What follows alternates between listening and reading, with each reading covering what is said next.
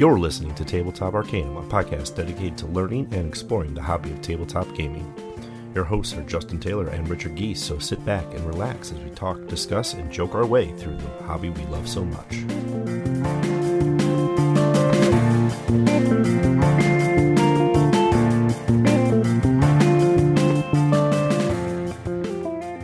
Horror on the high seas. The steamship Atlantica makes its way to Boston, but dark shadows trail the ship, staying just out of sight beneath the waves. Your fellow passengers seem unnaturally fixated, staring out with a silent, desperate longing. Your dreams have been plagued by eerie underwater nightmares, and now a passenger has been murdered.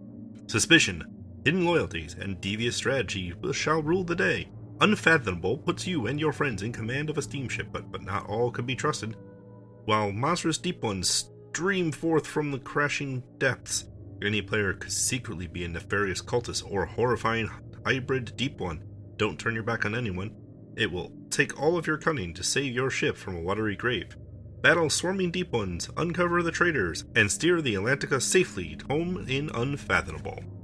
Welcome to Tabletop Arcanum. This is Justin, and I'm bringing you a review of the new Unfathomable board game, which is from Fantasy Flight Games. This is a $79 MSRP. Plays 3 to 6 players in 2 to 4 hours. First things first, this is realistically the reskin update of Battlestar Galactica, which was also put up by Fantasy Flight Games, but not tied to the Battlestar Galactica franchise anymore, and is now tied to the Arkham Files universe. Also like to note that this is a game that doesn't feature any of those original characters from the Arkham Files universe, and we actually have a whole new set of them, mainly because since most of their backgrounds have some mysterious or interesting or questionable motivations, it's best that they aren't tied to standardized characters, and it kind of all takes place on a neutral setting. So first impressions with this one.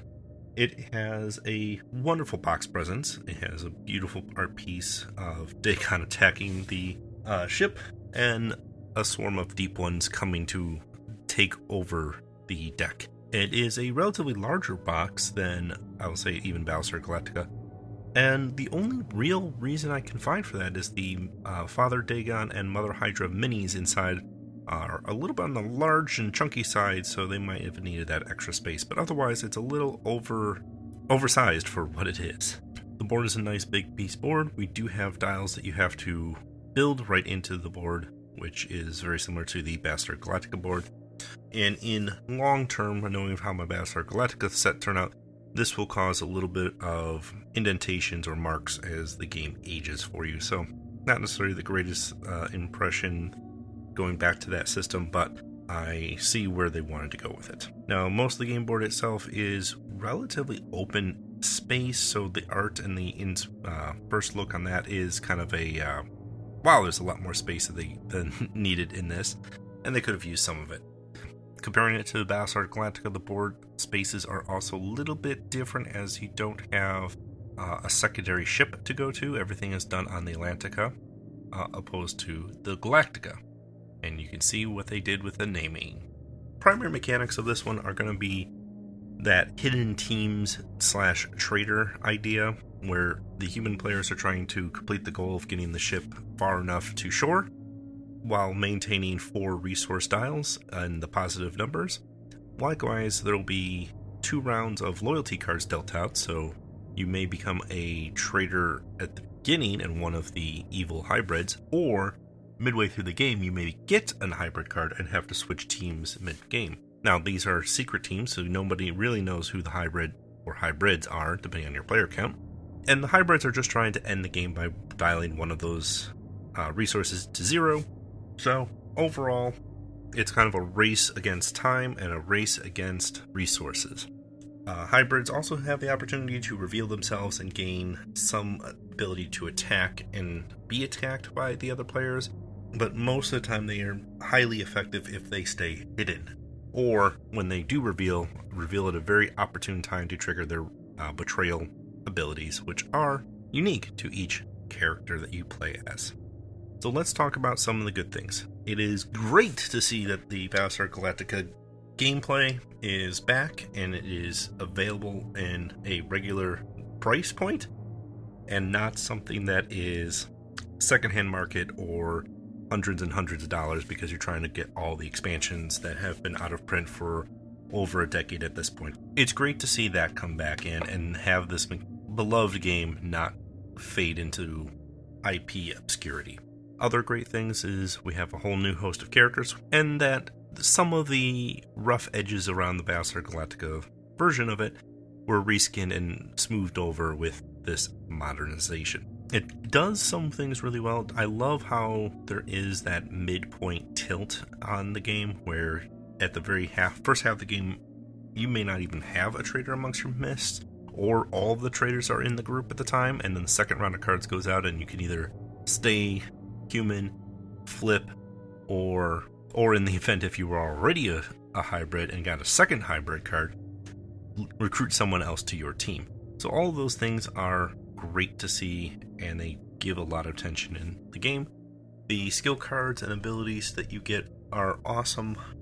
One of the things I really like is all the characters get a once per game feat, which are pretty much a super use of their standard ability, and really makes that nice opportune time when it is a great time to trigger it. Whether it is the perfect opportunity is depending on your loyalty. The theme holds pretty strong throughout the game, and I do appreciate for that. There is some things that fall a little bit on the wayside, which I will talk about in our opportunities. But overall, mystery of the deep ones and the mystery if you are actually connected to them and called to the sea in Father Dagon's bidding is very thematic for the Arkham universe. So it was a natural way to connect that mechanic to the Arkham universe. So some of the opportunities for Unfathomable fall into the fact that it is mainly a reskin of the Battlestar Galactica game and tried to keep most of the core mechanics available so that there's very little that the game actually invents for its own sake. Now, one part of that is there is 2 tracks now.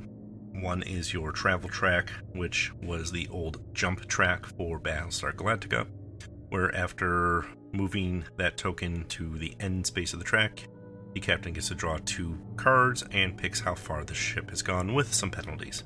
And that's how the humans can start winning the game. And you repeat that track several times throughout the game and you get to victory.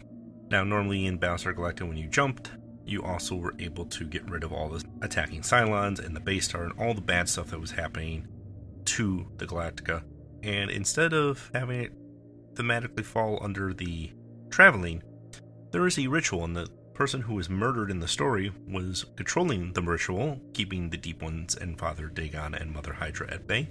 And since that is now no longer the case, there is someone trying to pick up the piece of the ritual, and they can do a greater banishment with a different track, as that will fill up just like the travel track.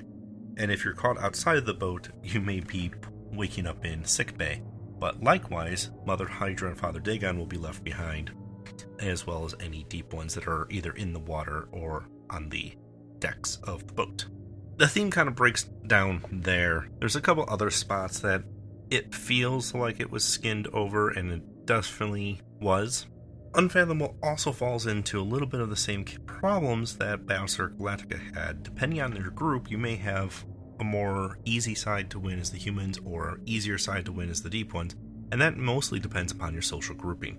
Now, they do offer some options in the rulebook to adjust the difficulty and make some changes.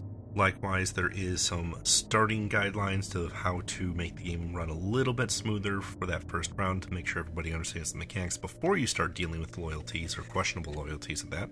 Random luck is random luck, so seeing how the Deep Ones and things like that behave is its own issues.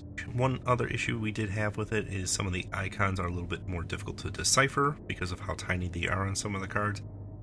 For example, the Mythos cards have an activation of Mother Hydra, Father Dagon, or Deep Ones on it. Without truly looking really close, the Mother Hydra and Father Dagon icons could look similar to someone. The travel tracks do look distinctive enough that we didn't have any issues with those, but we did occasionally mix up which was Father Dagon and which was Mother Hydra. Likewise, the minis are not marked, and while you have an image of them on the rulebook of which one's which, it took us a little bit to, like, yes, that one's Father Dagon, and yes, that one's Mother Hydra. It would have been nice to see some sort of mark on the bottom of the minis or something of that nature so that we could easily identify them without having to refer to the rulebook. That all being said, your mileage may vary with Unfathomable. It may be a game that your group has been looking for if you're into your social deduction games like Dead of Winter. It's a little bit more cutthroat than Dead of Winter is because there definitely is someone as a traitor. It's not a mystery. And you are trying to survive, but those issues keep coming up. If you're a group that's looking for more of a pure co-op experience or a pure open competitive experience, Unfathomable may not be the game for you at that point too. Those hidden traitor or hidden team games can be very difficult depending on your group and social dynamics. So, word of caution on that one. Likewise, the $79 price tag is a little steep in my opinion for this game, as it doesn't do anything new or original in the space and really just allows us to buy it at a MSRP price opposed to secondary markets. I would have expected this game to come closer to that $60 price point, but I fear it's the use of the Deep One's plastics and the Mother Hydra and Father Dagon figures that may have allowed them to justify a higher price tag for it. That's been Tabletop Arcanum's review of Unfathomable. If you like our reviews, make sure you like, comment, and subscribe. Drop us a line. We'd love to hear you. You can find us on our social media platforms, Instagram, Facebook, Twitter, and YouTube. As always, thank you for listening, and happy gaming.